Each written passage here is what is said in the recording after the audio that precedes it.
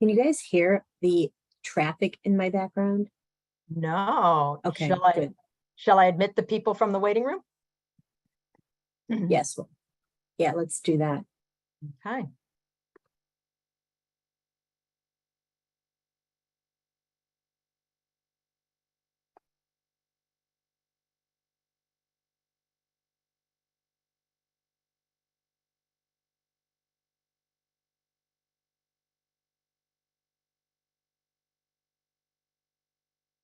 Welcome, everyone. While we're waiting for folks to log on, I'm asking everyone to type into the chat box where you are right now geographically, and what's one word to describe what you're feeling as it relates to this webinar.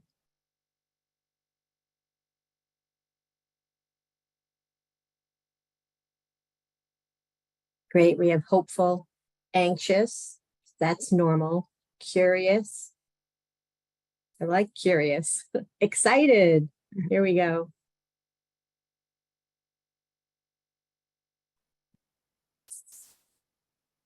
Hi, everyone. We're waiting for other folks to log on.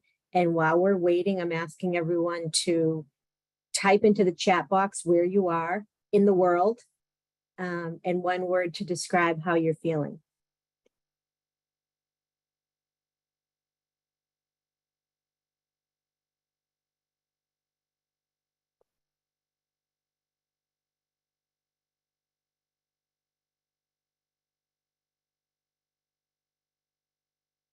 I think once we hit 40 people, I'm going to start.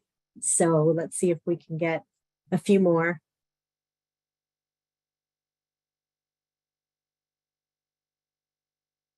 We're up to 36.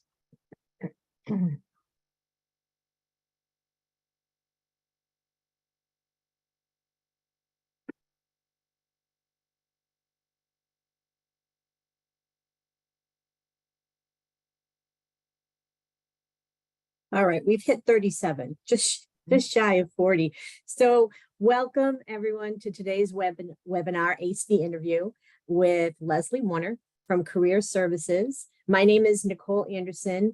I'm in Alumni Career Programs and in the Office of Alumni Engagement, as well as the Tufts Career Center. Before I introduce Leslie, we're going to talk a little bit about Alumni Career Services and how we're going to facilitate this webinar today. We have two main goals in Alumni Career Services. We present programs like this, including webinars and networking events in person for all alumni, all schools. So please check the Alumni and Friends calendar. I'll drop the link into the chat after I'm done with my intro. Our second goal is to foster connections between alumni and students. Alumni and students can check out their school's career centers on the link that I'll drop into the chat. And I wanted to mention one resource that we have for networking is a platform called The Herd for alumni and students from the Schools of Arts and Sciences and Engineering and the School of the Museum of Fine Arts. But most of our colleges have their own networking and mentoring platform. So for today's webinar, we'll be presenting for about 50 minutes. We'll try our best to address your questions during the session. You can type your questions into the chat box and we'll address them. If we don't get to your question, you're welcome to stay on the call at the end and we'll take some questions for about 15 minutes.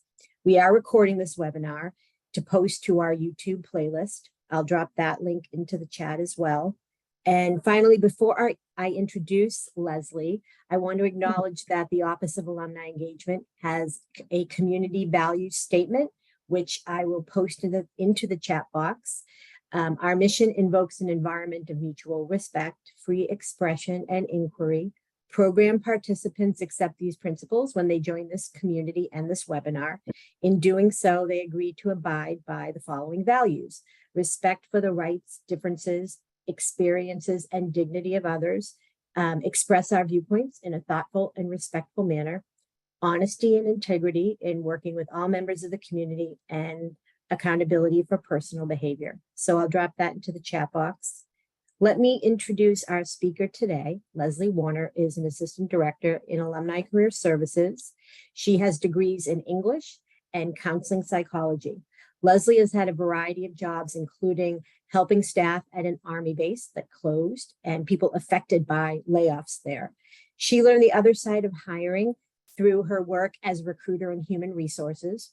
At Tufts, she helps alumni of all career stages manage careers, including job search, on-the-job success, graduate school, and finding meaning and purpose at any age. She meets one-on-one with alumni, and she enjoys designing and leading workshops and webinars. She especially loves helping others learn strategies that they can use throughout their lives. So now I'll hand the presentation over to Leslie. Well, thank you for joining me and everyone, and thank you to Nicole. What I'd like to say before we jump in is just, this is one of my favorite topics. And one reason I love teaching about interviewing is that it's one of those skills that any of us can get better at. With practice, with preparation, we can all improve. So it's a very accessible set of tools and strategies. And also, I have a lot to say about interviewing. And first of all, apologies in advance for the PowerPoint. It is not a visual PowerPoint. It's almost more like a booklet of my thoughts and ideas. So of course, you can feel free to take notes as I speak, and again, put questions into the chat. But a lot of what I'll be saying is summarized in the PowerPoint in a not very visual way. And I will try to keep to the time constraints, but sometimes it's challenging. So just make sure my phone is here with my time visible. The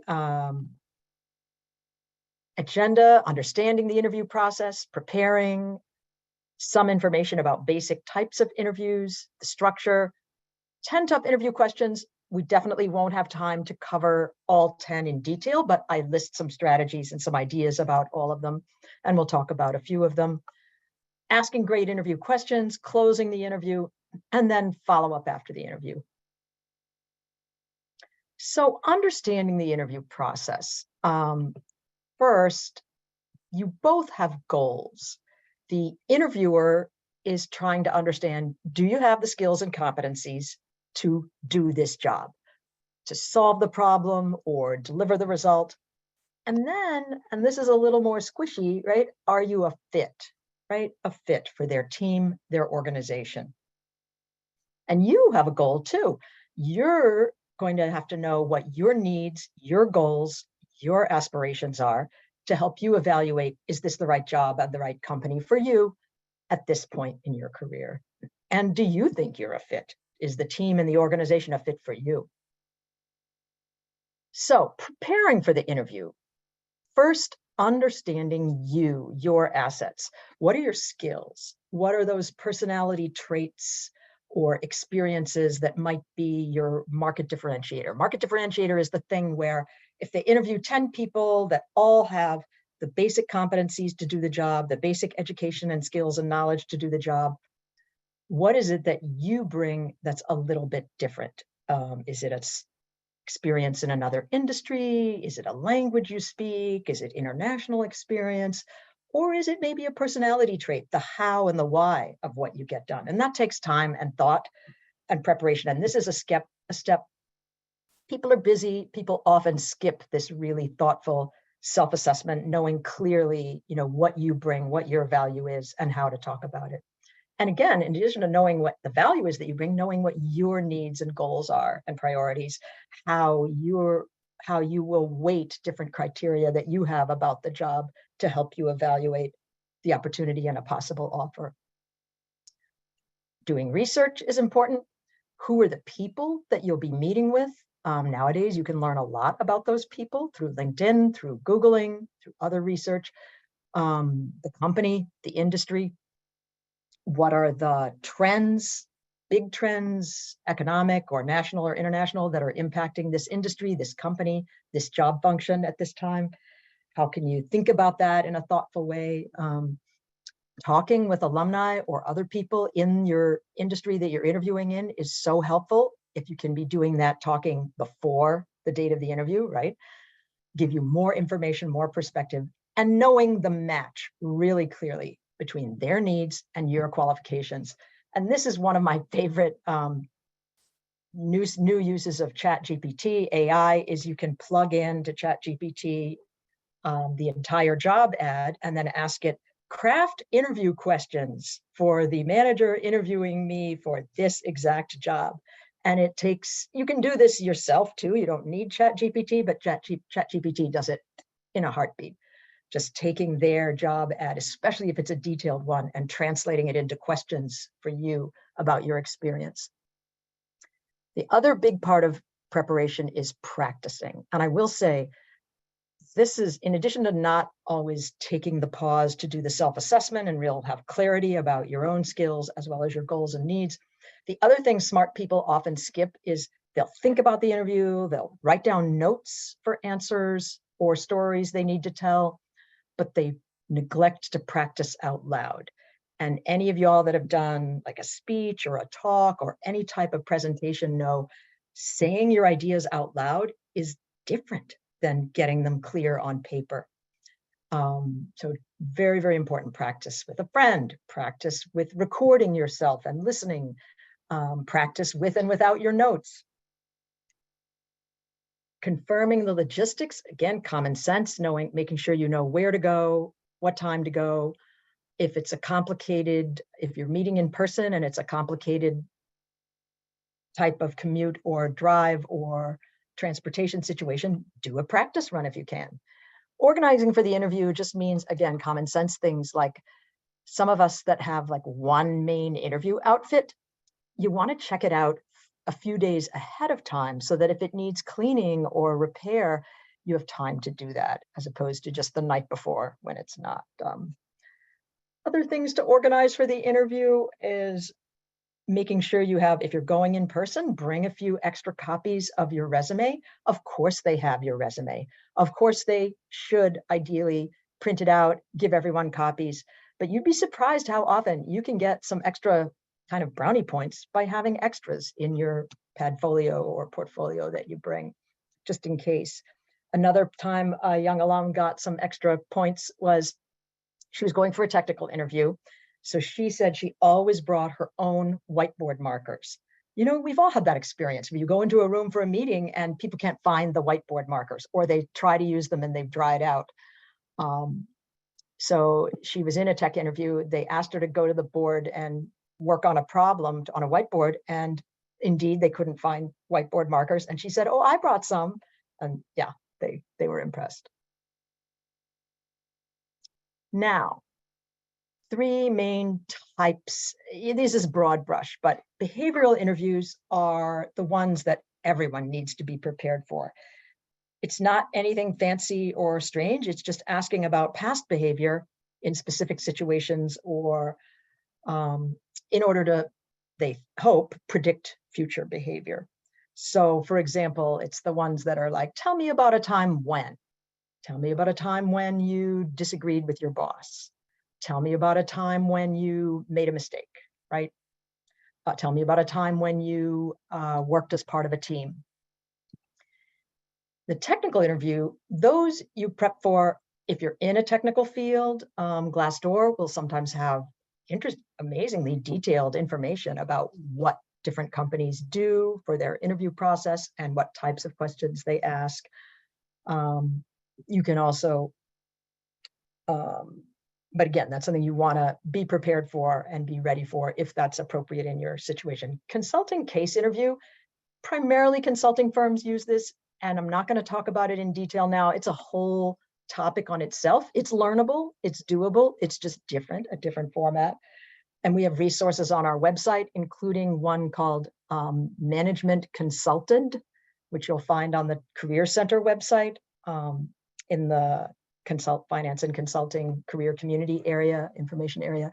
It's a web resource that has sample cases for you to practice with and a lot of good information.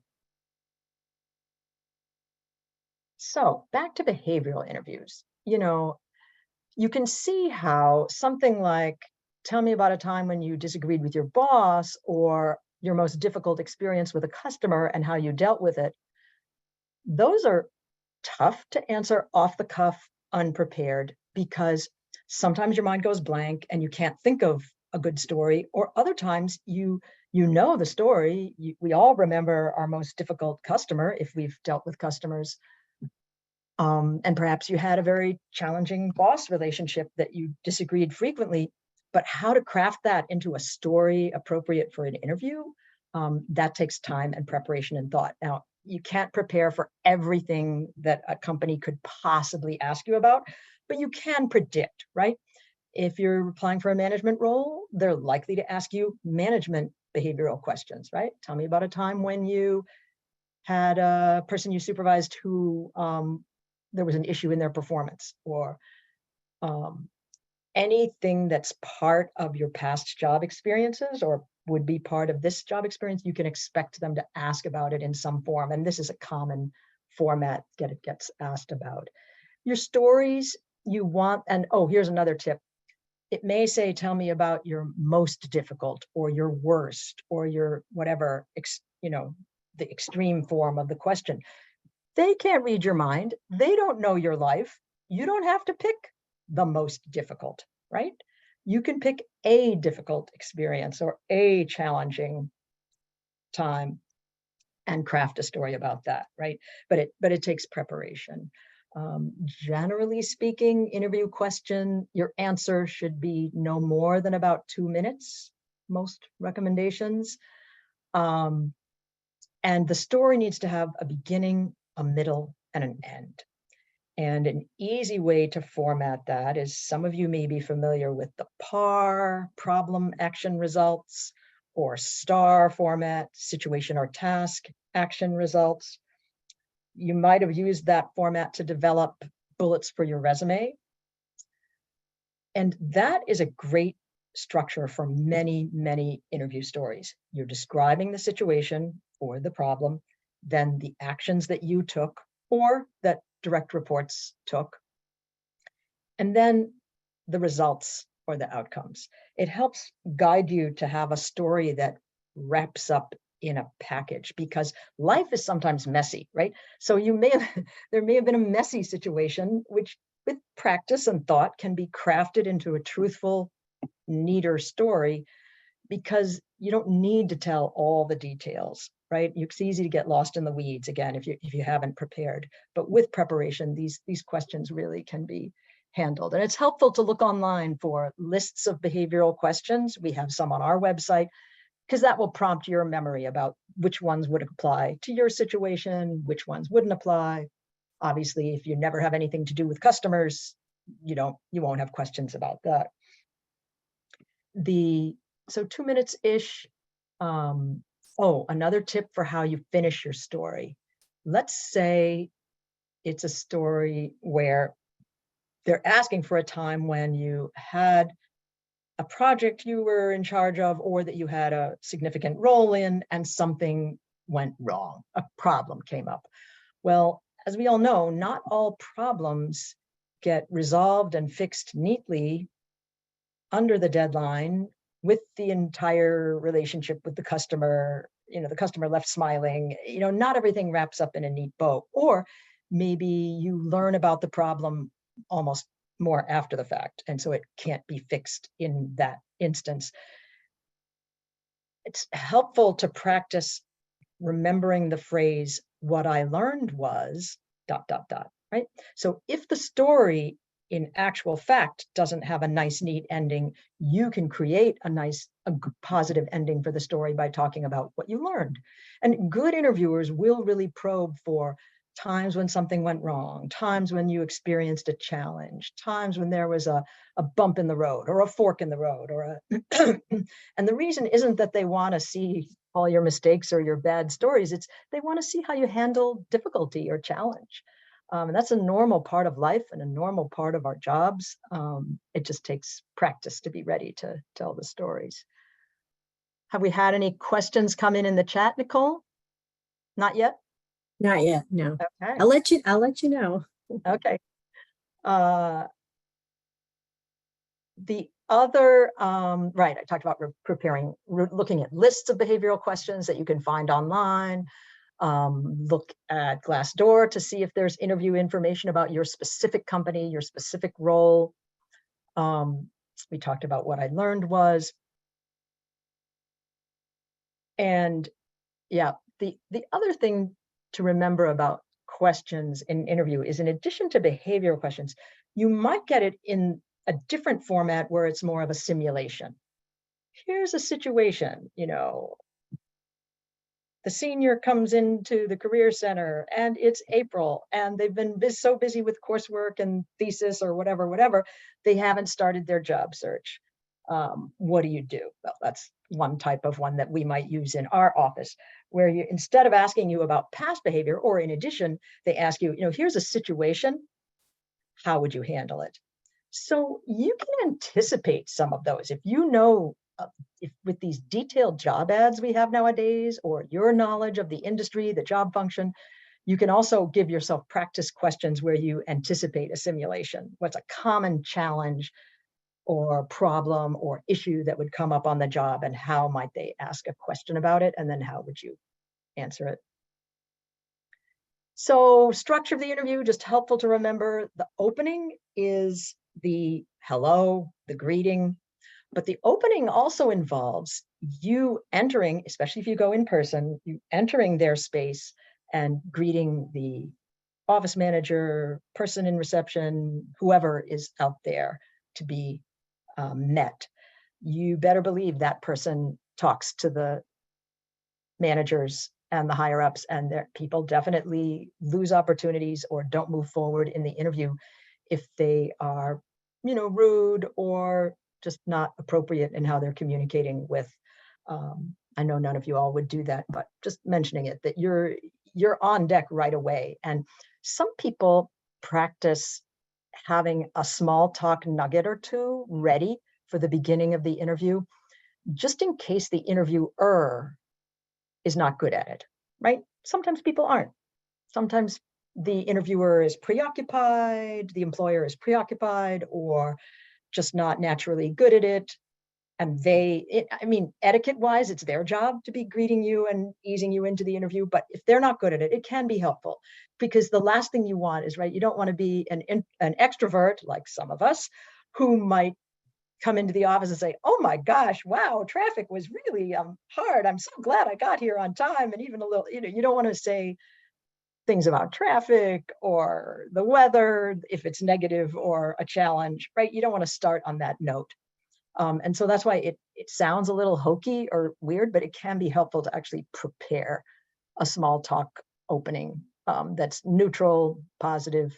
The middle is that part where they're asking you questions. You get the opportunity to ask a few questions, probably towards the end. And then the closing, we'll talk about some tips for how to do that when things are ending. One of the interesting things I notice is that with Zoom interviews, sometimes some people have experienced very abrupt closings, like, okay, well, that's our time, and then like they're leaving the Zoom. Sort of more abrupt than you might see in an in-person, but not always. Oh, before we jump into the details of the next, I will say formats of interviews, as you all are probably experiencing, lots of Zoom interviews, still phone interviews are happening. Is usually with earlier stages. We are seeing some companies who are willing to go all the way to the final round, 100% remote video interviewing, especially if it's 100% remote role. But not always, right? Sometimes even if it's a remote role, they want to meet you in person for that final round. Another, I wouldn't say trend exactly, but sometimes companies use video in some different ways, where they'll send you questions, sometimes at the last minute, sometimes with time to prep, and then you record your answer. There's no human being talking to you. You just click on the software and it says, please answer question number 1, which is, tell me about yourself, or blah, blah, whatever it is. And the challenge you can run into there is, of course, if you know the question ahead of time, you'll write notes. You'll think, well, what would my answer be here? What should I say? What could I say? Maybe you write yourself a whole script. Do not read it. If you read anything that you're reading a script into a camera, it's very, very hard to look natural and have natural feeling, eye contact while you're reading from something. Writing the notes ahead of time, great. Practicing out loud, particularly when you're ready to practice, if they give you time. And then as much as you can, set your mental frame to imagine the person you're talking to. And here's where good old LinkedIn is so helpful too, because you can look up at least who you think the hiring manager is in that department on LinkedIn. Sometimes you can know with some confidence who the manager is. You could look up who some of the people with similar job titles are, so you can see faces in your mind. You can think of a face, think of a person that you're in your mind. You want to set the frame that you're talking to a person, right? And that's if you're recording a video. Another thing I see sometimes is companies asking you to write answers. Oh, we got your resume.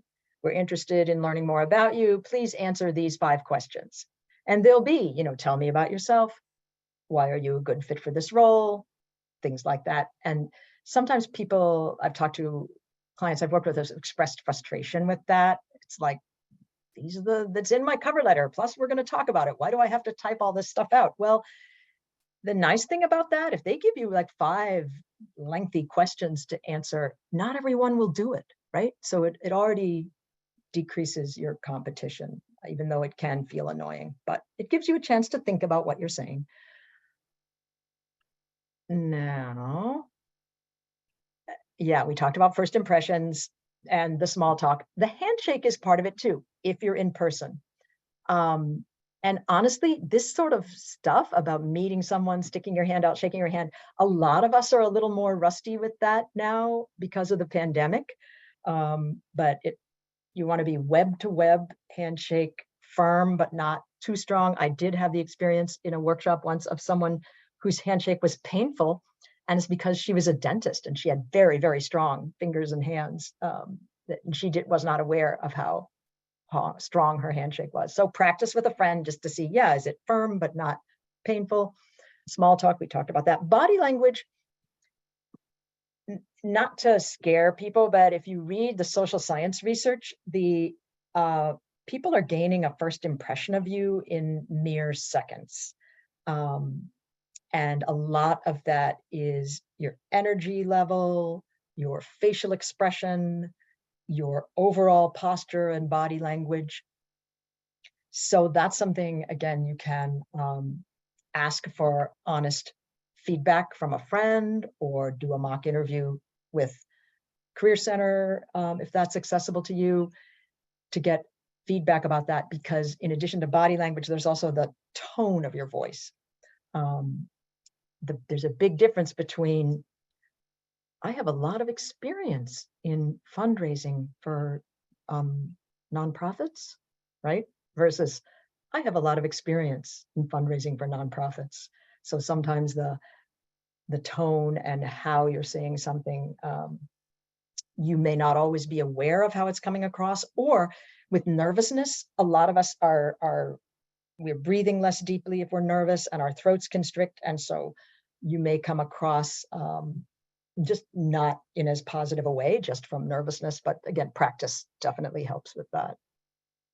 So the middle of the interview, this is when you are communicating what you can do. And you're looking to build that link between their needs and your qualifications. And that can come about in a lot of ways. Some of it is you're familiar with the job ad, you've practiced. And some of it is if they ask you, tell me about your experience managing blah, blah types of projects. And then you give an answer, well, I managed this type of project at this employer, and this was how it went. You can then tag on at the end, can you tell me more about the kinds of projects I'd be managing in this role, right? You can answer the question and then link it back to the role. The asking great questions. Okay, there are some great articles you can find online if you Google great questions for you to ask in the interview.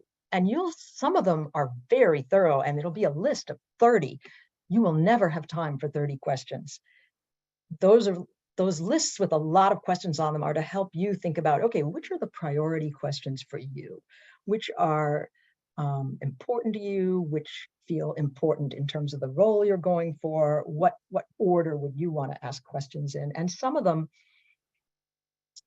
might be general ones that you can practice. For example,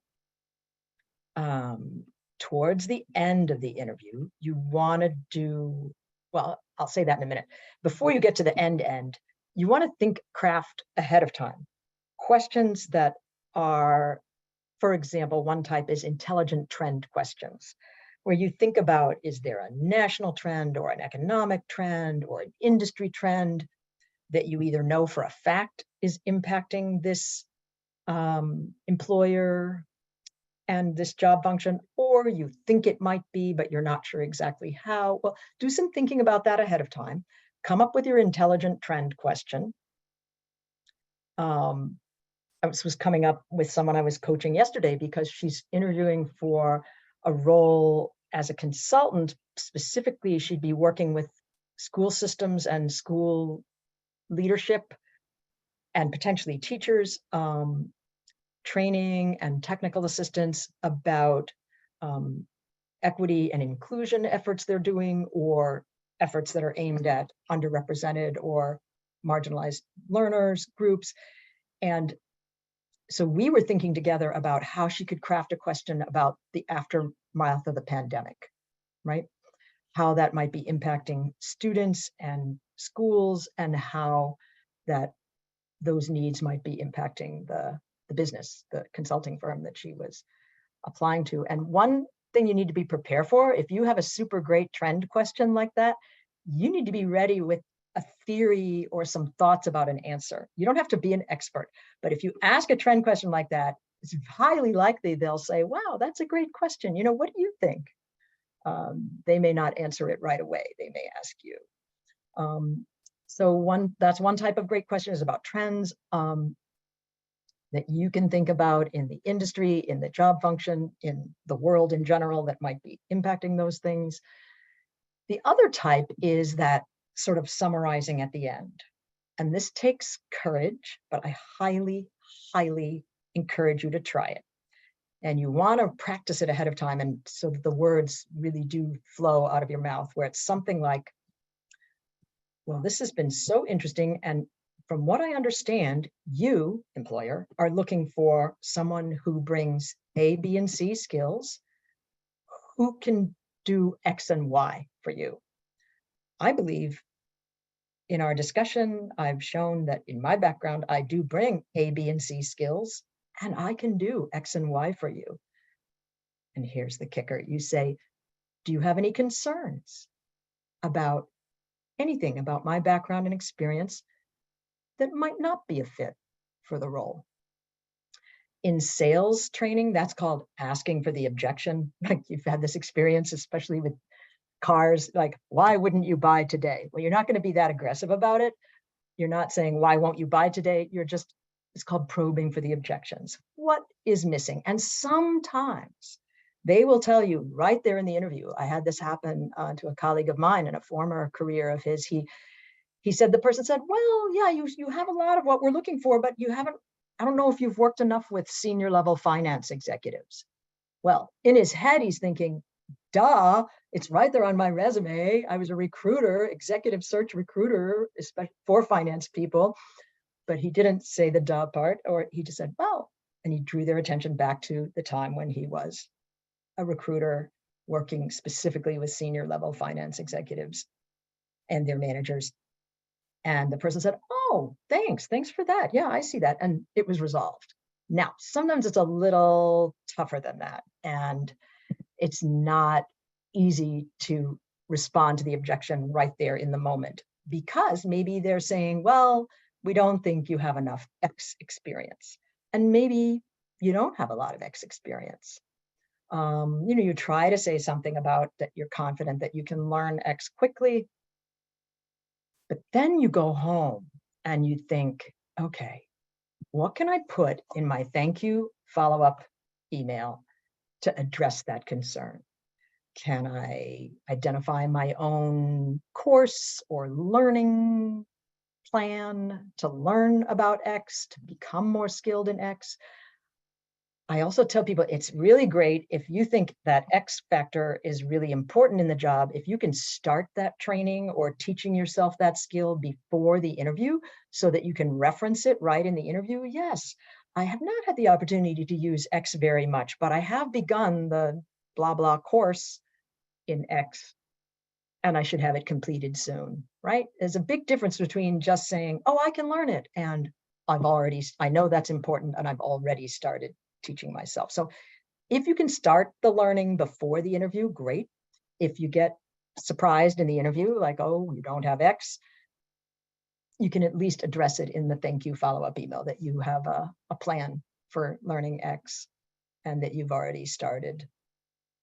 The other thing that can happen is and this was not a personal client, but somebody I read about, the person literally said to them, well, yeah, you've got a lot of sales experience and you've got management experience, but it's in a totally different, part of the country and a slightly different industry. So I'm not sure you're ready for this step in our organization at this time. And she couldn't think of a quick response in the moment, but she went home and she really thought about it and she knew she could do the job. So she contacted the manager and said, listen, I understand your concern, right?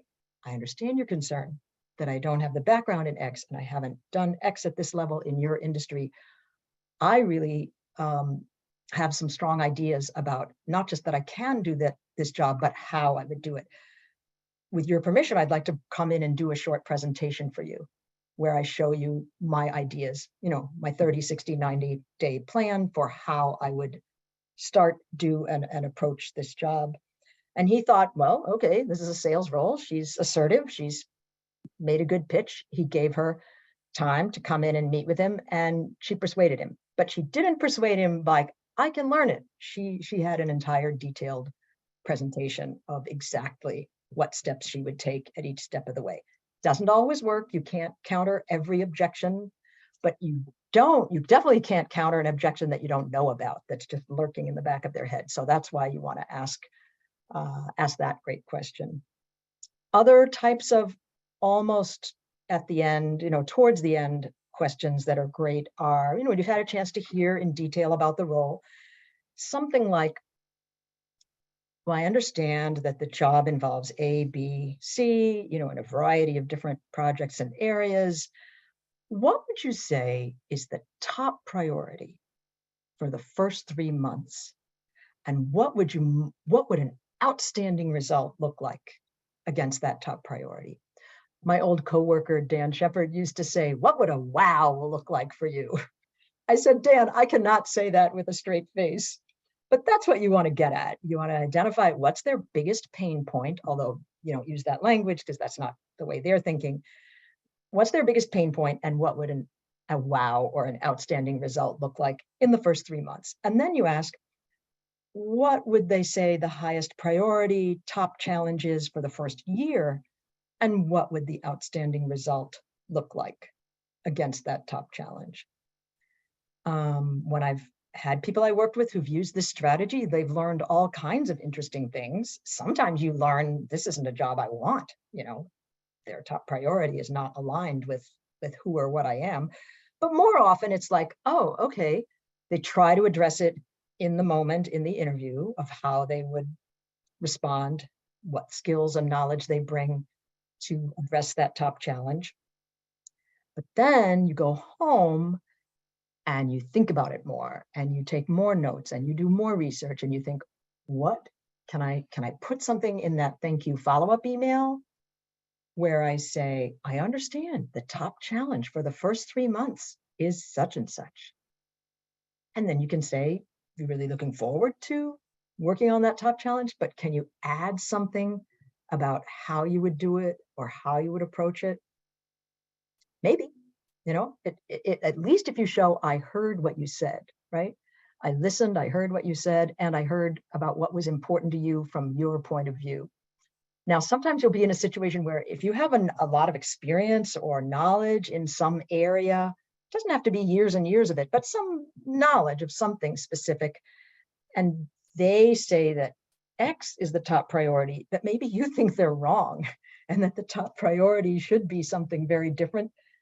This is not the time to convince them, right? It's you need to communicate that you can do what they most want, and then you can decide, is this what you want to sign up for? If you really don't see the problem the way they do, it may not be a good match, but you don't need to decide that after one interview or even after two interviews, right? You can keep in the conversation. But there's another extra strategy you can do, which this is when it's the dream job, it's something you really, really want. You ask that question about the top priority. You put something in the thank you follow-up email, which you send out within 24 hours, if possible. You'll see various advice online about, oh, you can distinguish yourself by sending a handwritten card. Well, you certainly can, but there are many workplaces where no one looks at a physical mailbox, or they don't even have physical mailboxes, and the handwritten card may languish somewhere. So I always tell people, especially if you're in a visual or creative field, yeah, design a card, do your own postcard, but do the email in as well. I wouldn't only do a handwritten card. The other thing about handwritten card is, there's only so much room inside it. And if you're putting in some real meat in the middle paragraph about how you're going to respond to their objection, you need that.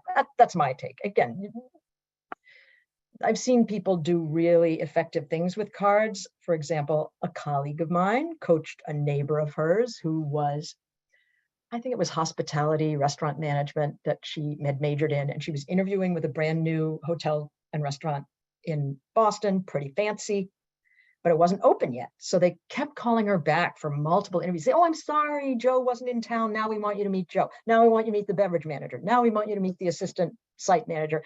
So she kept going back for multiple interviews. And each time my colleague coached her, this is a restaurant management job. Go to the store and you find a really beautiful card with food on it. So she did the handwritten card with food on it. Second interview, she said, you go find another beautiful card with food on it. She did that. By the time it was the third interview, she's saying, yes, you have to get a third. Well, it literally was 6 or 7 separate interviews because they couldn't get the right people into town at the same time, and they really wanted in-person interviews. But they did hire her, and they told her her cards became an event. They posted them on an internal bulletin board, a physical bulletin board. Remember those, the olden days? And they would compare notes and look at the cards. So if you're in a field where that could happen, great, go for it. But for most of us, it's going to be email follow-up. And after that regular thank you email follow-up, thank you for the interview, and then the content that shows you listened to their top priorities.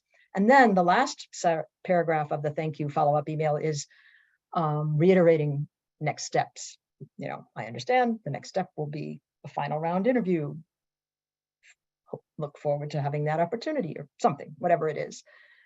The other thing you can use that middle paragraph for is recovery from a mistake. This is, any of us that have been out there in a number of interviews know anybody can make a mistake. It's on the order of you forget your best story for a certain topic area and you tell less good story, or you forget about a specific training or certification you have when they asked you about relevant stuff. Anyway, something that you forgot or didn't say quite right. Upon further reflection about your question about blah, blah, I'd like to add another example. You don't need to say, I forgot my best example. You just say, here's another example. Or I had one young man, he was an engineer, and he'd been out of school 1 or 2 years, and in a tech interview, they asked him something literally from sophomore year, first semester, a very simple little problem scenario that every sophomore mechanical engineer learns. And he blanked. He just blanked, and he got it wrong.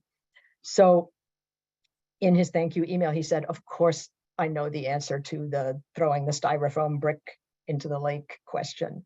And I even remembered that it was from first semester sophomore year. So embarrassed that I got it wrong in the interview, but just wanted to mention that I do know the answer. Because guess what? Even engineers make mistakes.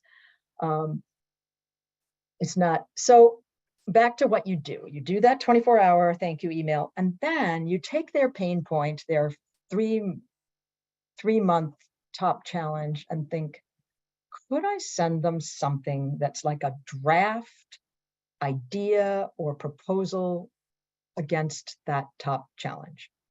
This is kind of how consultants pitch for work in some cases. And you know, not every situation lends itself to this. You won't always have the time and energy to do this, but if you do, you could give yourself another 2 or 3 days and really hone it so that it's just a few pages and it's in bulleted or outline form, and with a little intro saying, you know, here's some, I had some thoughts about such and such priority that you mentioned, and thought I'd offer this draft set of ideas. Now, is there a risk that they take your ideas and don't hire you? Sure. Yeah, that can happen. But honestly, the people that I've worked with who've used this tactic, some of them have gotten the job basically probably in part because of it, or they were told that people were impressed, that they heard what the employer was saying and they really responded to it thoughtfully. It's like a future work sample. Other times when someone doesn't get selected, they get remembered, right? It leaves a very positive memory.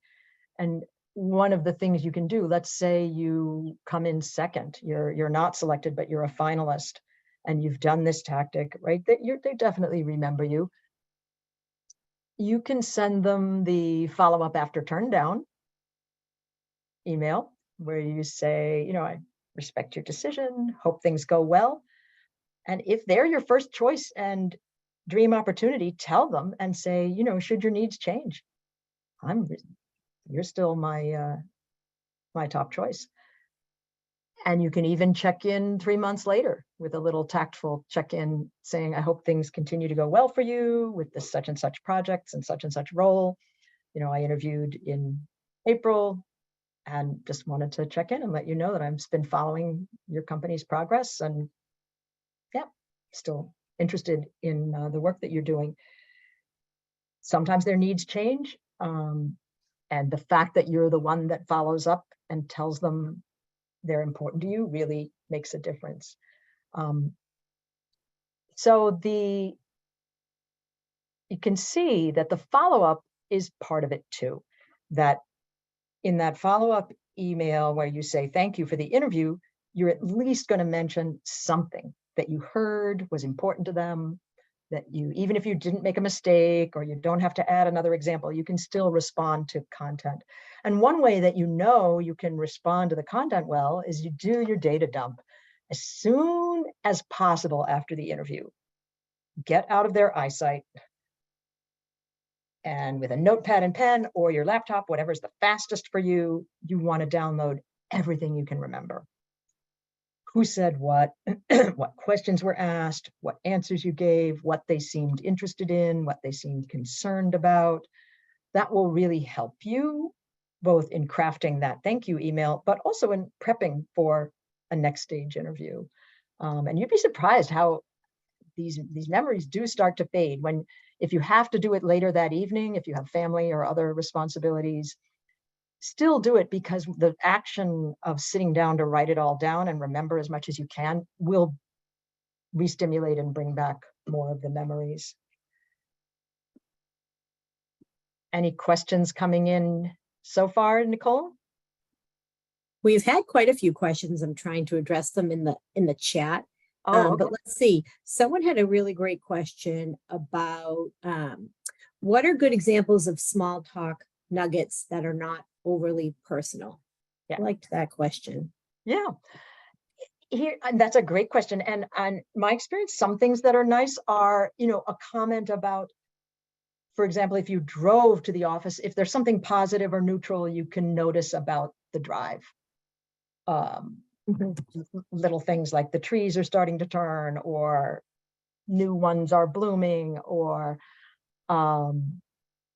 it could be if the office setting is attractive, you can comment on that. Again, if it's in a cinder block building in the middle of a gray parking lot area, that's a little, it's harder to find. Or definitely if you can sincerely say, oh, your assistant sent me excellent directions, thank you so much. Or but yes, it could be the route. It could be the weather, if the weather is, a positive or neutral thing to comment on that isn't setting you off on a bad tone. Anything that occurs to you, Nicole? Or No, I like all of your examples because they're positive. They're not like putting, it's not putting anyone on the spot or asking Right. about what's in the news or, anything too challenging. It just sort of sets this tone that. You're saying what's in the news reminded me another common sense thing, which even people who are working hard on prepping for an interview can forget. Check the news headlines that morning and the morning before, because, if you're interviewing in finance, you better know that Lehman Brothers locked their doors that morning. That's an extreme example. It would have been hard to avoid, but you'd be surprised. Yeah, you need to know if something affects your industry or your company or the broader national picture. You need to know what's been in the news that morning. Great. Other questions, Nicole? Anything relevant? I think I'm addressing them as we go, but people, please, continue to put questions in the chat and we will get to them. Yeah. And, and sometimes people, again, this is common sense, but just mentioning it, if your phone rings and you pick it up, sometimes it will be a recruiter who's moving fast and who wants to start asking you questions right that instant. Oh, this is so-and-so from Invest Solutions. I just have a few questions for you. And you're like, oh, okay. Well, but no, you're on a street corner, or your lunch hour is over in 5 minutes, or even if you're in a quiet, peaceful place, you're not prepped. Your mindset, you don't have your resume in front of you. You want to do an interview, even if it's a phone screen, preferably scheduled and at a time that you have time to prep for. But you definitely don't have to take it on a street corner just because someone asks. I've had people get into that situation. Talking like you are almost already part of the team. That's like using language like, oh, well, in the past, I've tried a such and such approach to that situation. Is that something that your team has tried? Or if it feels appropriate, you can use the we word. You can do something like, well, if I were here and we tried to blah, blah, but you don't want to push that or fake it, but definitely thinking like you're on the team. Like, if I were here, if this were the problem I were working on, what would we be doing next? Sometimes people work hard and prep for all these challenging questions, and then they get in the real interview and it's just a person where they're talking about the actual job, and it's not as stressful. That's great too. So the tough interview questions, tell me about yourself, is definitely the one that many people find very challenging if they haven't prepared. If you haven't prepared and thought about it, a tendency is either to go on too long or in too much detail about things that are not useful or thoughtful or what that person needs to know about you right now. So the key about tell me about yourself is just plan it ahead of time, not to try to memorize. Most of us do not sound good. As one of my clients said, so you mean like the chord changes, not every note? And I said, yeah, ideally. You want your key points in order. Things about your work experience, your a few specific skills that are the most relevant to this exact opportunity. You can look at examples online to get your own ideas, but basically it's customized to the things about your background and experience that are the most relevant to this company, this job function right now. As I said, a few skills, a few key experiences, and And also think about your why. Like, why are you interested in this role? Why do you do the work that you do? Other things that are helpful to tap into are, what are you most proud of? And then you draw from those things. They may ask you the direct question as a second question or a third, why are you interested in this role? But the why helps you tap into good information for the tell me about yourself too, if that's helpful. Why are you no longer with company X? That is super, super important if you have left that company. If you haven't left them yet, they may ask you, why do you want to leave? Why are you looking for a new opportunity? But if you've definitely left, especially if it's a situation of a layoff or possibly an uncomfortable or difficult situation. I had a time once where I quit because I didn't want to cling on. This is many, many years ago in a different field. I didn't want to cling on and wait to be laid off. It was just not a comfortable situation. But you need to have a clear story to tell about it. So for example, if it's, why are you no longer with company X? Yeah, if it's a layoff, you're saying something about, for example, my company, like many others in the tech sector, was affected by recent downturns, and our company and my department was affected by recent downturns, and about 40% of my department was affected. And now I'm looking for da da da. You don't always put the percentage in, but if it's a big percentage, yeah, you want to make it. It's like the airplane view, 30,000-foot view. What are the business issues? If it's a little bit different and you're the only one laid off, either because it's a small company or just whatever situation, sometimes you're just musical chairs, right? You're sitting in the wrong chair at the wrong time. Never say anything negative about other people or the boss or the company. And that, again, can take scripting, because sometimes the company perhaps didn't make the most logical decisions or didn't communicate them in a thoughtful way. So again, you want to script it and practice it so that you feel comfortable saying it. A common mistake that people make is sharing details about their layoff or their uncomfortable work transition, work leaving situation with too many people.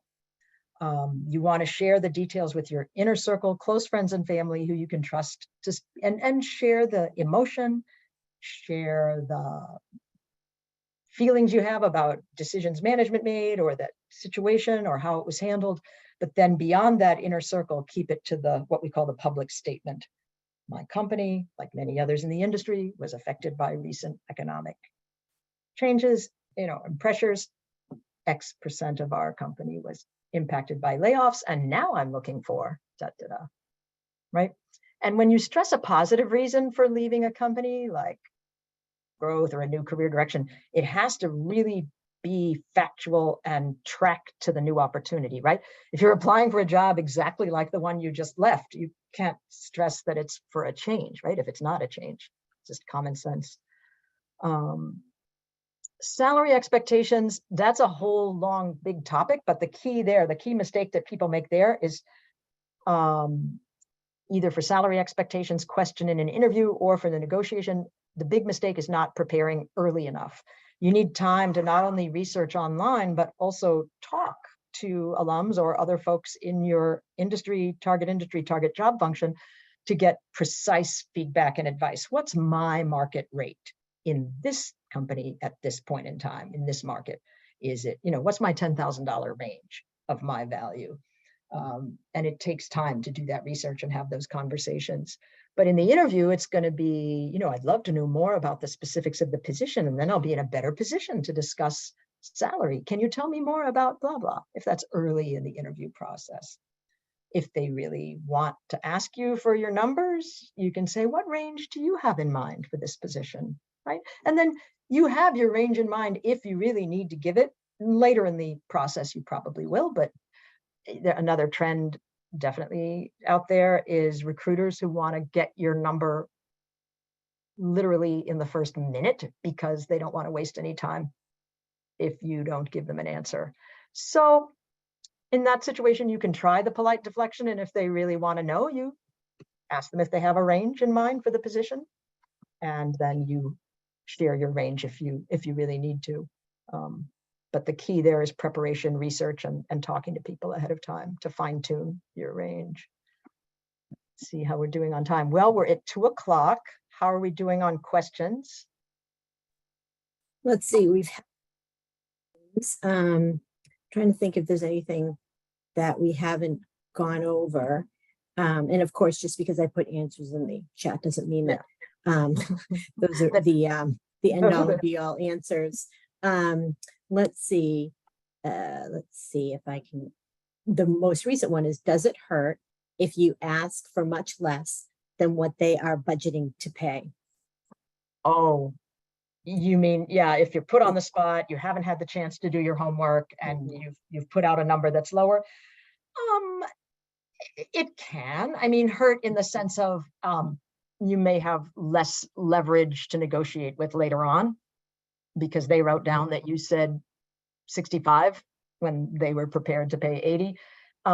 It doesn't automatically mean they don't want to offer you, $20,000 less than everyone else in your role with similar background is making, right? They don't want you to be an outlier. But the short answer is it definitely leaves you with less leverage later on. But you do your best in the moment, and you'll prepare, do more research, and have more information next time.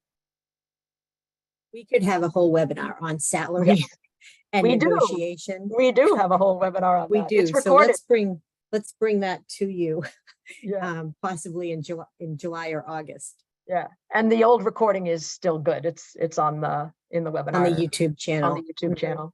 Mm-hmm. Other questions? Well, two, I guess you could say, nuggets that I'd like to add, now that someone mentioned gold nuggets, is that, your preparation for an interview should come when you're writing your cover letter. So if you're doing your homework for your cover letter, then you're already preparing. Another piece of advice is, if you're conducting informational interviews, you're practicing for real interviews, and you get to practice out loud, and you get to refine your script and the tell me about yourself question. And you're also starting to incorporate language from what they're telling you about the industry, and terminology and keywords. So really, it's not just about sitting down and sort of looking at a list of questions. It's absolutely, like Leslie said, number one piece of advice is practice out loud. But again, if you're doing your pre-work, then you're going to be in better shape. And informational interviews also, they don't stop when you're interviewing. You want to continue to do those. It's a lot of work. What they say, conducting a job search is like a full-time job. Let me see. We have one question. What if you don't want to discuss the salary expectations? Yeah, it's like I said, you can practice polite deflection and politely asking them, oh, what range do you have in mind? And I'd love to know more about the role, and those kinds of things. And sometimes that will work, and sometimes they'll really push you, particularly pushy recruiters that are contacting 100 people and don't want to waste time with people that aren't in their range. And if that happens, then you can share your range, which you've done your homework, and you have a good guesstimate of what it would be anyway. The other thing I wanted to mention that I hadn't mentioned yet is a number of people that I've worked with have had interview anxiety. We all have it to some degree, and all of us can get that rush of adrenaline that just makes us nervous during the interview. But some people have it so strongly before the interview that they have tried different techniques. I just wanted to mention some of them. One is, for one person I worked with, looking up who the person was that she would be speaking with, and learning about their face on LinkedIn, learning about their background on LinkedIn, making them into a real person really helped her with reducing interview anxiety. Some people find trying out different kinds of breathing exercises, which you can look up online, relaxation breathing, calming breaths, and trying those. They definitely work for all of us. They work in the sense that they reset your automatic nervous system, whatever it's called, so that you're not in shallow, panicky breathing, but you're in this deeper place. It definitely interrupts the anxiety cycle. The issue there is, it doesn't, doing the deep breaths for 10 minutes before your interview doesn't necessarily protect you an hour later, right? That your body is going through more things. But breathing, I tell people also, if they're really worried about it, to try drawing on anything that's worked for them in the past with nervousness or anxiety, whether that's exercise, fresh air, yoga, meditation. And then I suggest, if you haven't done those things in your life before, but you are either feeling nervous about an interview or you got super nervous during a recent interview, try adding those things, try them and see what's helpful to you, both to practice as a daily practice for, a few minutes, and to do just before the interview. Those are all things that I had one young woman who was so nervous. She basically tried everything that I suggested and that she found online. And we were laughing because we don't really know what worked. Something did help her, but we don't exactly know. Was it, there's also, you can do guided visualization where you could write and record an audio for yourself, talking yourself all the way through the interview and having it go really well. Some people like that. Some people like just doing it in their own mind, where you do deep breathing, close your eyes, and visualize the entire interview with everything positive, the way athletes do. Athletes do that with visualizing the game and practicing it in their mind with deep breath. So you can do it quietly in your mind. You can do it by recording an audio of a positive interview process. People also do guided visualizations where they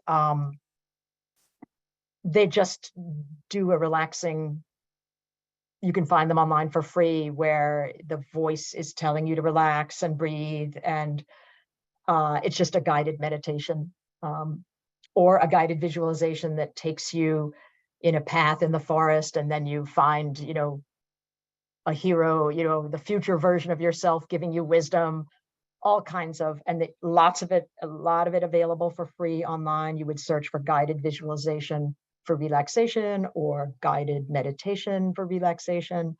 And as I said, I've had people have good results with that, although it was very unscientific because they tried everything. Any thoughts that you have to add on that, Nicole, about calming nerves for an interview? All of the above, what you just mentioned. All of the above. Okay, well, the other part, as I said, is these just ideas about the questions, the closing we talked about, restating the match, asking if there's any concerns. The market differentiator, just another quick tip about that is one great way to find out more about how you come across, how you get things done, is to interview 3 close friends, 3 coworkers, a couple of family members, and record the interview if you can do it either on the phone or Zoom or in person, if possible, and ask them, can you describe me at my best? You don't want to just ask, what are my skills? Because that's sort of too narrow. You just say, when you've seen me at my best, how am I? Describe me. That's one way to do it. And you'll really get some interesting information that may be things about yourself that you kind of take for granted, but really are the personality trait, kind of how you get things done, how you do things, that is a differentiator for sure. Because that, speaking Yugoslavian or Ukrainian, really interesting languages might be interesting to you, but if the company has zero interest in the Ukrainian market or the Ukrainian needs, and they don't want to expand there, then it's not a differentiator in terms of this process. Yes, it makes you an interesting person, but it doesn't help you get picked for the job. Okay. Any other questions or thoughts that have come up about interviewing? We have one question that's more job search. We might be able to address it quickly. We still have 37 people online, Okay. so Okay. let's give it a shot. What are your thoughts on general recruiters who shop your resume around? And Job search question. yep, this would be a third-party recruiter, yeah, who is executive search is being paid one way or another. They're getting paid if they place you. Most of us are at a level of what's called contingency recruiting, where the reason they want to shop it around a lot is they want to nibble. They're like sharks. They have to eat to live. You know, they're swimming. They want to eat. They not sharks in a bad way necessarily, but but that doesn't necessarily serve you.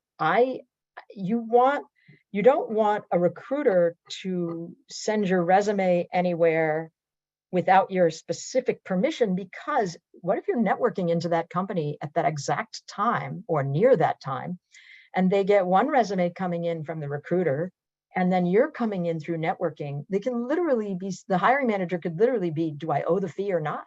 Do I have to pay this person the recruiter fee or not?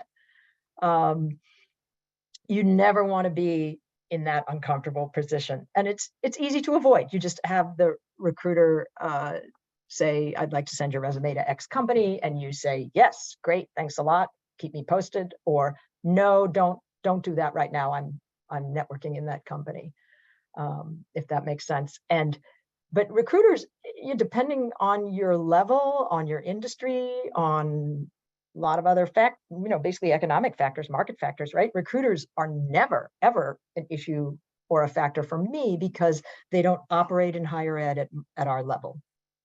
It's a few pay grades above me and Nicole was when outside recruiters or search firms are used.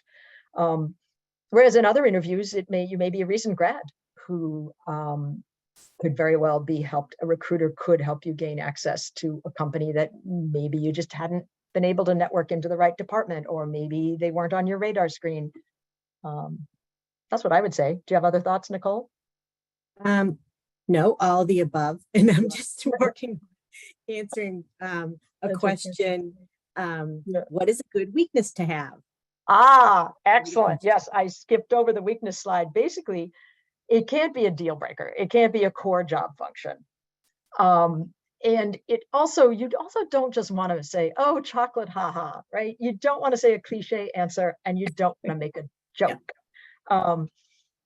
So you want, what's sometimes challenging is maybe for example, if the true weakness that you're working on is time management, perhaps with neurodiversity or just your style of working, that's a tricky one to, you don't want the employer to hear, oh, they can't manage their projects or their time, they can't manage themselves. On the other hand, I've had people use things that are similar, where they say, in the past, right? In the past, I've sometimes had challenges with trying to say yes to everything, to every request by a coworker, by a supervisor, and trying to do all of those things, at 110% level of intensity and making sure it's perfectly correct. And what I've learned is that's really not sustainable, and that I've learned to work with my supervisor, my manager, to clarify what the priorities are. If I say yes to something new, do other things become lower priority? Just to help me set the priorities week by week, so that I can meet the expectations and, things like that. So you can see if someone says, and sometimes people will share something that they're working on as a person, which we decide, that's too personal, and it's not what what you'd be comfortable talking about in an interview, or it's too much of a work in progress, and you're not ready to say in the past and now I have strategies. So really it's anything. So for example, I've had people who maybe public speaking or presenting to groups and to management is a part of the job, but it's not the core job function. It's just like a little small part of the job. So they've picked on that as something they've been working on. And here's how great is it if they can say, oh, and this past year I joined Toastmasters, and that's really been helping a lot as to build my confidence and my skill in being able to, because in Toastmasters, it's a club where you work on public speaking, and you do both prepared talks that are, 3 minutes long, short, and get feedback, but you also do spontaneous, where they give you a topic and you just have to stand up and speak. So that's what I'd say. It has to be, business related, fixable, and something that you already have strategies in place to work on. And that's where it can be helpful to talk through with, a mentor or a career coach to help you think about what to say there. And sometimes even if I've worked with people who had a really good example and a really good story that they could tell. It's just that they were going into way too much detail about the ways that the problem or the weakness had caused issues or challenges in the past. Well, and sometimes I would miss a deadline, or I'd be really stressed out and tired because I was working all night because I took on too much and tried to get an A+ in everything. And you don't need all the gory details. And that again takes preparation and practice to tell the story that has enough detail so that it's like, yes, this is a real person talking about a real experience, but not all the gory details of all the bad things that happen because of your weakness. Oh, you're muted. Nicole, you're muted. My advice there is always prepare an answer for that question, as well as an answer for tell me about a mistake or a time where you didn't, things didn't go well. Those you don't want to think of, No. off the cuff answer. It's funny to me how sometimes people answer the weakness question with a very long answer, but the strengths question, they don't maybe answer enough. I'm like, you need to flip it. Tell me, more about strengths. You want the 3 or 4 top strengths that directly align with this position and a short story for each one. Right. For example, I always suggest that you go to peers, friends, family members who know you really well and ask them, what am I bad at? Because they know what you think you're not good at, because you might reveal that to them. You might disclose that, like when you were really upset about something that didn't go well. And then, they might even remember examples that you've decided to ignore, but you can use that, as substance. I also say, if you haven't done any kind of a self-assessment in a while, or even better than a strengths finder by Gallup, that sort of helps you understand yourself really well. And doing that during the interview process can help you come up with the words of how you can talk about what you're good at and maybe what you need to develop. So I think, those would be my tidbits. My advice. Let's see. I don't think we have any more. I mentioned to folks in the chat that I will send all of these links and a copy of your PowerPoint, which you said, Leslie, is really like a booklet. To everyone. More is more. That's my theory. More is more, right?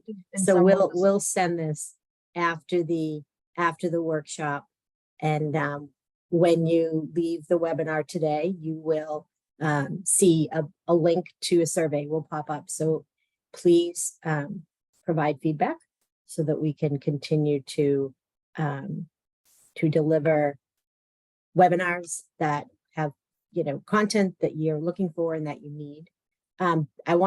We can stop there. Thank you so much, Leslie. I love that topic too. We could go on and on. So thanks for your wisdom today. And thanks everyone for sticking around. We hope that you found this useful, and we will see you next time on another topic, which may be salary negotiation for 2023. That would be a really good topic, I think. And as Nicole mentioned, a lot of the basic topics plus other topics on leadership and other ideas are in our YouTube channel already recorded. So salary negotiation hasn't changed that much since a couple of years ago when I recorded my last one. So it's all there. Good luck with your interviews, and Godspeed. Take care. Bye.